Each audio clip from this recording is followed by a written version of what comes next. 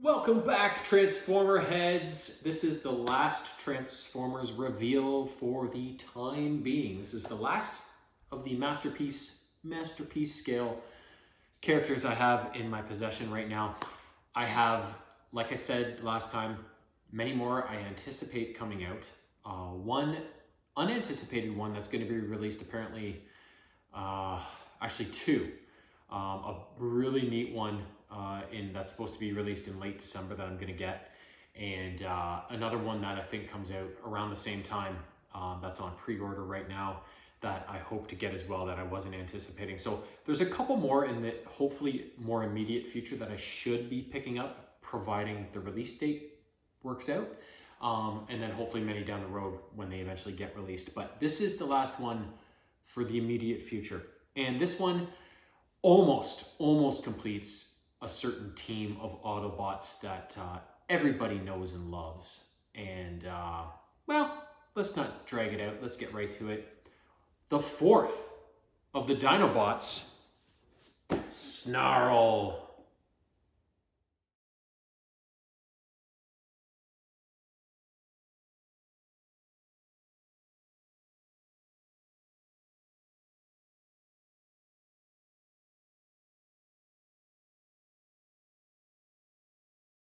Like I said, Snarl is the fourth of the Dinobots that I have acquired.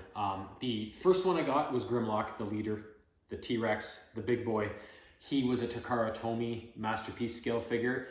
The other three I've acquired up to this point, Sludge, Slag, and now Snarl, are part of the Hasbro Studio 86 line, which are based on the 1986 movie characters. The only Dinobot I'm missing now is Swoop, the pterodactyl.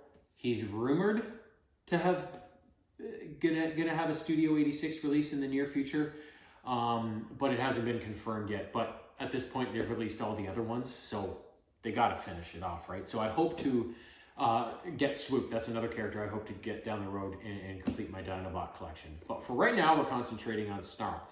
Snarl was probably the nastiest of the Dinobots they were all nasty. I mean, they all loved to fight. They all had bad attitudes. They were all grumpy. But Snarl was probably the most of them. He was the quietest. He didn't give a frig about anything. He only grudgingly followed Grimlock's orders. He just was not a happy camper. And he didn't love his Dinobot form, his ungainly Stegosaurus mode. So he was just an angry character all around. The only thing he loved was fighting. So whenever he was in the middle of a fight, he was living his best life. He could forget his misery for the time being. But then once the fighting was over and things went back to normal, he was just ornery. Very grumpy, very ornery, very unhappy. So Snarl was actually my favorite Dinobot as a young kid. I loved Stegosauruses as a kid. They were my favorite type of dinosaur when I was really young. And then eventually, of course, became the Tyrannosaurus Rex because Tyrannosaurus Rex. But because I love the Stegosaur the most, Snarl was my favorite Dinobot. And so I have his G1 character, and I should have brought him up, but he's in bad shape. Some of his parts are off and stuff like that. So he's kind of in rough shape. I don't think he would appreciate going on camera in his current state, but that's okay because we have a nice big new one. Now, the Studio 86 characters, I don't think they're quite exactly masterpiece scale, but they're very much close enough that they don't look out of place. Like when I took Sludge and Slag out of their boxes, transformed them, got them on the shelf, they didn't look out of place beside Grimlock. So they're close enough in scale to masterpiece that these work out for my collection, and they're probably much cheaper as well than it would be to get, Takara Tomy or a Fans Toys or whatever version of these characters. So I'm very grateful that these were released, and I've been able to add them to my collection at a reasonable price. So let's get a look at Snarl in action. In this clip, the Dinobots are defending their home base against the Constructicons, and I believe what is the first appearance maybe of Devastator. Maybe not. Maybe I'm mistaken on that. But either way, the Dinobots have to go up against Devastator, and you're going to get to see Snarl in action. Things may not quite work out for him just as he might have envisioned, but things happen for a reason, right? So let's go ahead and watch the footage.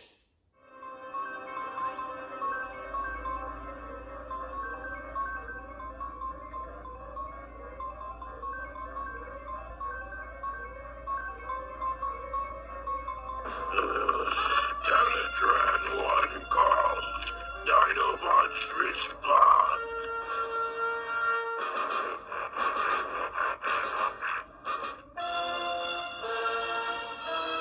There's Teletran 1 for Megatron!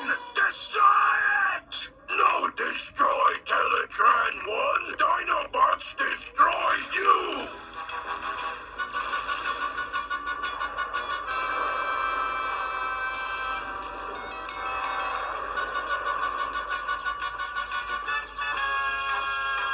Sludge not seen these Decepticons before? Not see again either, because we dynamite them to pieces! Dinobots! No! Fool around! Right! Dinobots! Transform!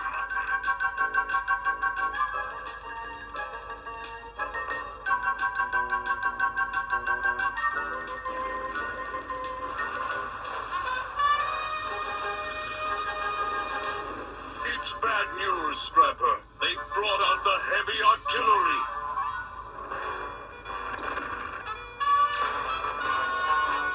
Then it's time we did the same, only heavier. Constructicons, transform! Phase 1! Now, transform! Phase 2!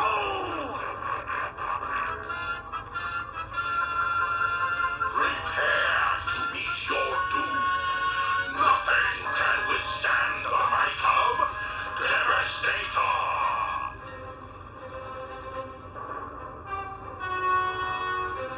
Hey, check that out. What is it?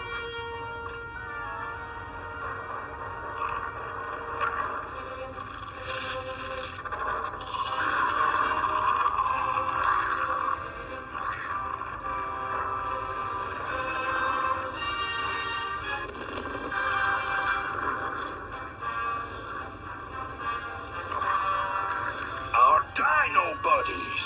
We gotta help. No, Ironhide. Remember the law.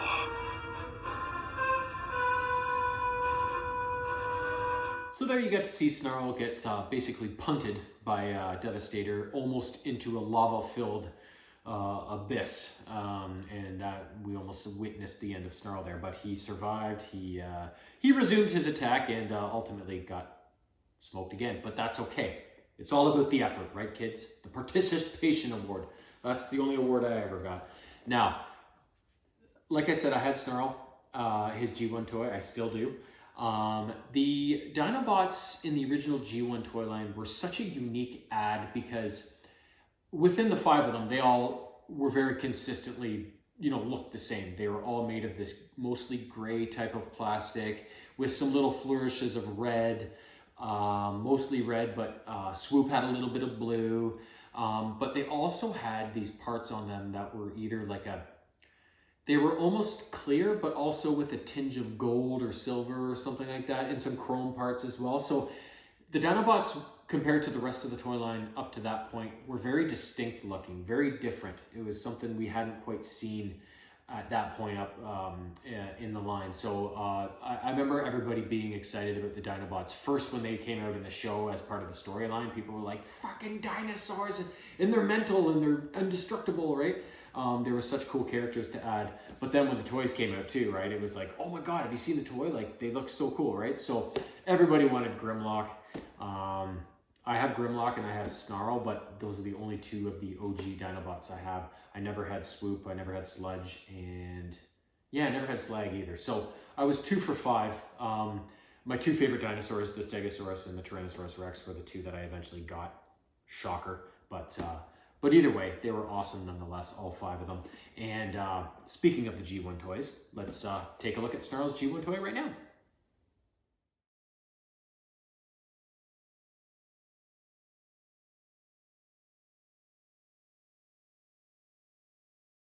So in those pictures, you can kind of see what I was talking about there. The mostly gray plastic with little flourishes of gold and clear parts, that the bit of red in his body there, you know. So the Dinobots all had that kind of consistent look to them, in different kind of ratios and stuff. So, but yeah, either way, for a G1 mold, I thought the Dinobots were all very well done, and they kind of broke the mold in a sense, no pun intended, because up to that point, like, most of the Autobots were wheel-based vehicles, cars, trucks, the like, a couple of planes here and there. The Decepticons, on the other hand, were mostly planes or weird things like a cassette recorder and a gun, you know.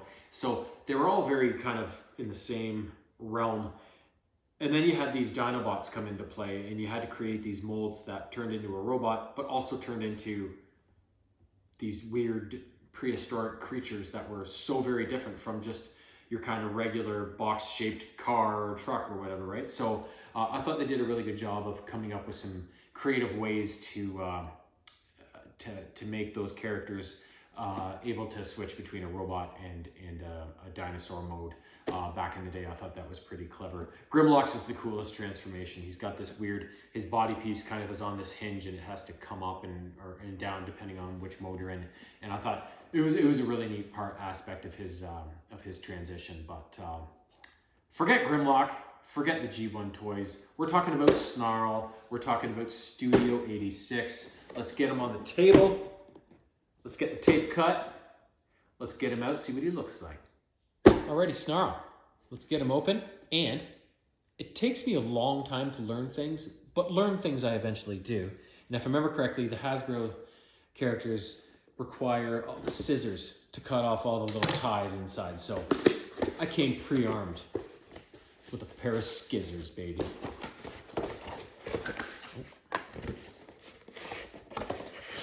Oh, he's a big hefty boy. He's a big hefty beautiful boy. Let's see. They come with a backdrop, that sort of thing. You can keep them on, but I just toss that stuff.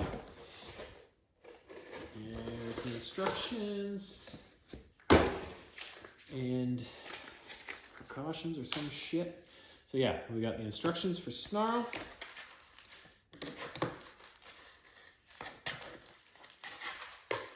We've got what I assume is going to be his axe, maybe a blaster or something. Okay.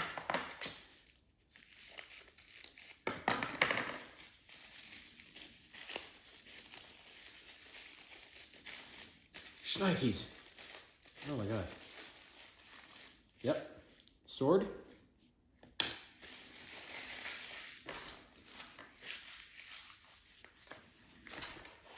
Over here it looks like we have part of his back hump with his solar plates. And then of course, Big Man himself. Welcome to the family, Mr. Snarl. Ugh.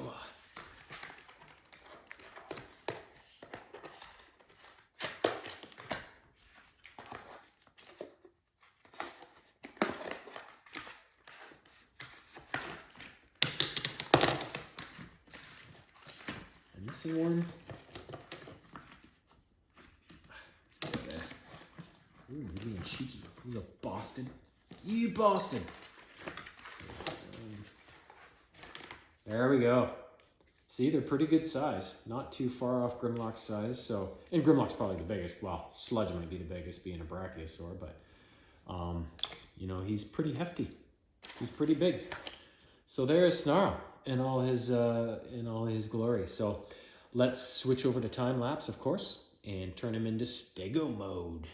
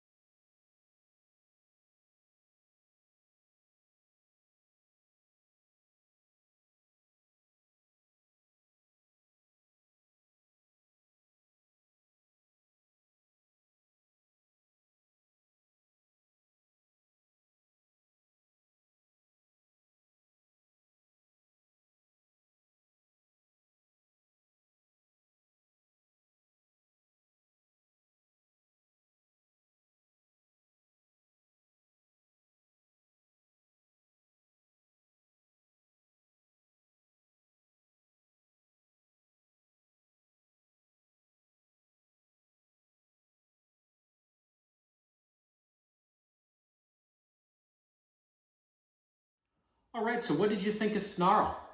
I was happily pleased with Snarl. The Studio 86 characters are mostly plastic, so even though Snarl's a more heavy-duty character, he's still pretty light. So I like it when they have a bit of heft to them. There's a bit of metal and stuff in them.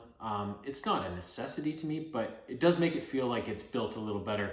Now, of all the ones that are mostly plastic, I think the Studio 86 characters are, the most solidly built of those types of characters. So yeah, he doesn't have any metal, he doesn't have that much heft to him, but he's still a very solidly built character.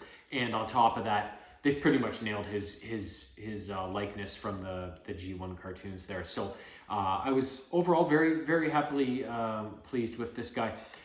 The transformation process I've also found with the Hasbro, the more North American kits in toys, are very much a more simple type of transformation process. Maybe a bit of the accuracy of maybe the alt mode suffers for that a little bit, but you also appreciate a more simplistic style of transformation. So that's neither a con nor a pro, it's just something that is. And yeah, overall, I'm very pleased. And the one thing I didn't showcase in the photos is that when Snarl's in Stegosaurus mode, his mouth can open a little bit. I didn't realize that till after I was transforming him back to robot mode. So it does have that bit of articulation there. And the only other thing that I thought was kind of weird was when he does transform into Stegosaurus mode, the tail at the back is very much comes out the bottom and is very low instead of kind of being more like even keeled straight out the back sort of thing. It's just probably the way they had to design it to get this character the way they wanted it. But I thought even if they'd been able to bring it up just a little bit, because it kind of interferes with his back feet hitting the ground when he is in Stegosaurus mode. So I thought that was kind of the only real design flaw in the whole thing, but it's not really even a flaw. It's something, again, something that is not necessarily something that's a pro or con, because it doesn't really interfere with the operation of the toy. So, but yeah, overall, can't wait to put them on the shelf beside the other 3 Dinobots I have there. And then fingers crossed, Swoop is going to be released in the next number of months. Hopefully sometime in 2024 is what I've heard. But yeah, we'll just have to wait and see. So he might be one of the next handful of guys that I bring your way. But either way, I think I know who the next 2 are definitely going to be, should the release dates pan out. But we'll just have to wait and see. And yeah, so like I said, this is going to be the last Transformers unboxing for a little while. Sorry, it's another midweek video. Just my rhythm. I've gotten out of rhythm on the weekends and stuff like that. Usually I like to bring these to you on Sundays, if not very early Monday mornings. But just the way things have been working out lately, it's been more of a midweek thing for some reason. So, but either way, once I get back to having more Transformers in my possession, maybe I can get back to the Sunday thing. But don't be sad though, because this isn't the end of my unboxing videos for the time being. No, there's more stuff to come, just not in the Transformers Masterpiece vein. So I'll just leave you with that. You can wonder about that, and hopefully next week, maybe this weekend, I'll be back with something that's not necessarily Transformers, but it is something cool that's coming out of a box. That sounded kind of dirty. I like it. Perfect way to end this video. Bye!